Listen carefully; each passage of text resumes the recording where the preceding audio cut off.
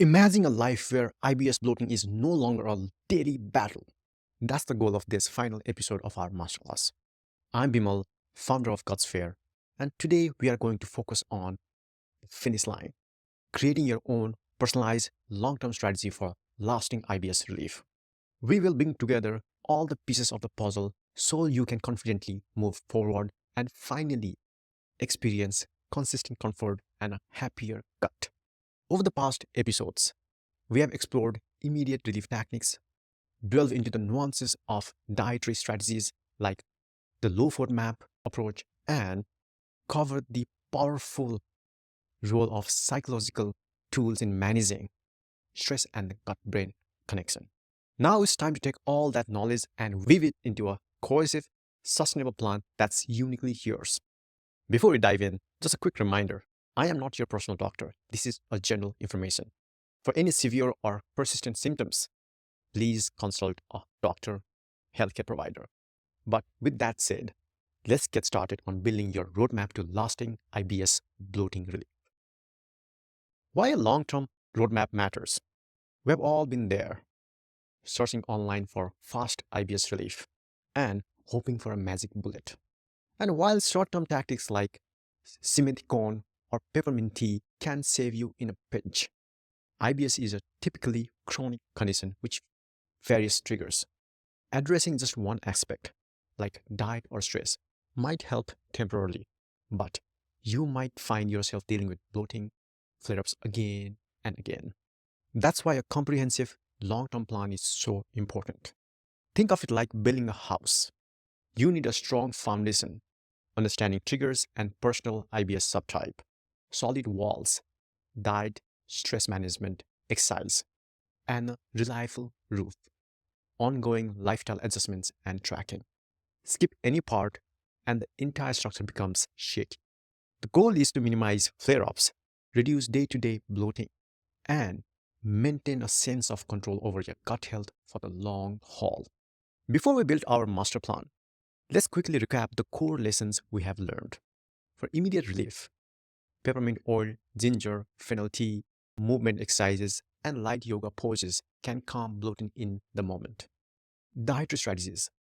The low FODMAP diet and elimination challenge protocols help isolate trigger foods like onions, garlic, dairy, or gluten. Remember, the long-term goal is to reintroduce as many tolerant foods as possible for a balanced diet. Mindful eating. Slowing down, chewing thoroughly, and avoiding distractions can drastically reduce bloating. Psychological tools. Cognitive behavioral therapy, CBT, gut-directed hypnotherapy, and daily relaxation techniques break the stress bloat cycle. And lifestyle factors, adequate sleep, regular exercise, and hydration all support a calmer gut. Now let's move forward and talk about how to integrate these pieces into one robust, lasting strategy that's unique to you. Step 1. Identify and prioritize your main triggers. Everyone's IBS is unique. Maybe you know it's onions and garlics that blow up you like a balloon. Or maybe stress at work is your number one culprit, or both. Make a list of your known triggers, food-based, emotional, or even situational, like travel or social events. Yep. Use the Gutsphere app or the journal to spot patterns. So when you notice consistent flares, ask, what did I eat? Was I stressed or anxious? Did I sleep poorly the night before? And step 2, target strategies for each trigger. Once you pinpoint bigger culprits, let's say diet, if onions are your enemy, use onion-infused oils instead. If dairy triggers bloating, opt for lactose-free alternatives or limit your portions. If stress, incorporate short breathing drills or mindfulness breaks every day, not just during a flare-up. For example, if social events trigger anxiety and bloating, your strategy might include practicing a specific breathing technique before and during the event. Also, bowel habits. If IBS-C is an issue, add gentle fiber or pelvic floor therapy. If IBS-D is your battle, track potential triggers like caffeine or artificial sweeteners. And step 3. Set realistic goals and timelines. Rome wasn't built in a day. Same goes for IBS. Aim for gradual, meaningful changes rather than a complete overhaul overnight. These goals should be personalized to your specific triggers and experiences. For examples, this week I'll replace half of my high FODMAP onions with spring onion tops. Or I'll do a 5-minute breathing session each morning. Small, consistent wins build momentum and reduce overwhelm.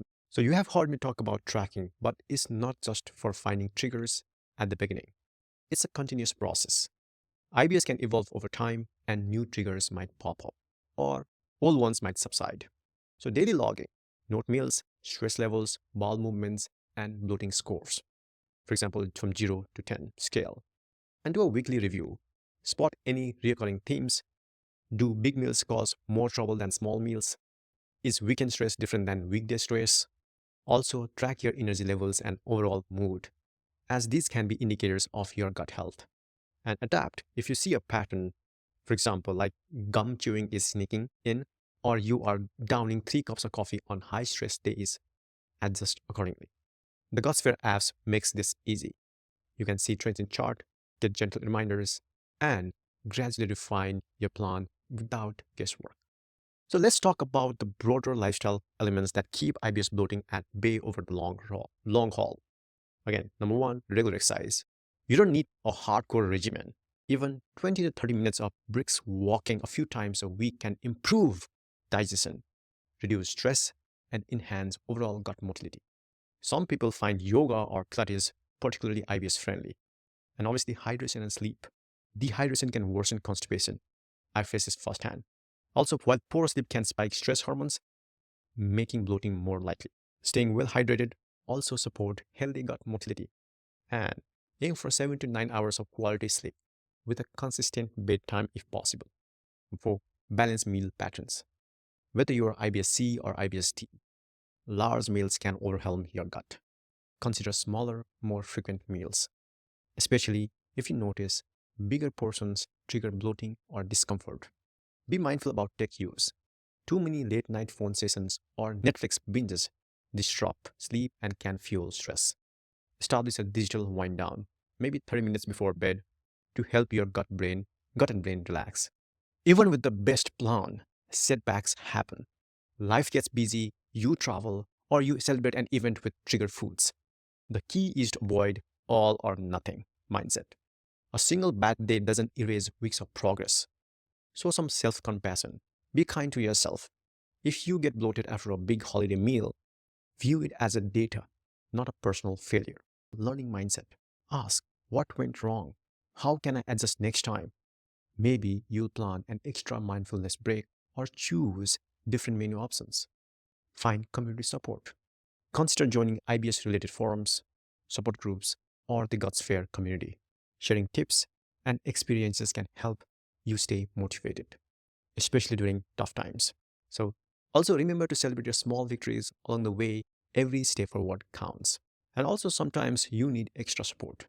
If you are feeling stuck or your IBS bloating persists despite lifestyle changes, or if you reach a plateau in your improvement, you can take help from registered dietitian who specializes in IBS and can guide you through low FODMAP or elimination diets with precision and help you strategically reintroduce foods for a more flexible long-term diet. Another specialist is gastroenterologist who helps rule out other conditions like celiac disease, IBD, or SIBO. They can also advise on further diagnostic testing if needed. Number 3, mental health professionals. A therapist familiar with CBD, anxiety, or gut-directed hypnotherapy can do wonders for your chronic stress and the gut-brain loop. Also discuss with your doctor whether probiotics or prebiotics might be appropriate for your individual situation. A multidisciplinary approach is often the quickest route to lasting relief. Don't hesitate to collaborate with your doctors and healthcare provider. It's a sign of commitment to your well-being. You have made it through our entire IBS Masterclass, from immediate relief tactics to deeper diet strategies, stress management, and now this final step, creating your lasting IBS bloating solution. Remember that while significant improvement is absolutely possible, managing IBS is often about finding a balance and improving your overall quality of life.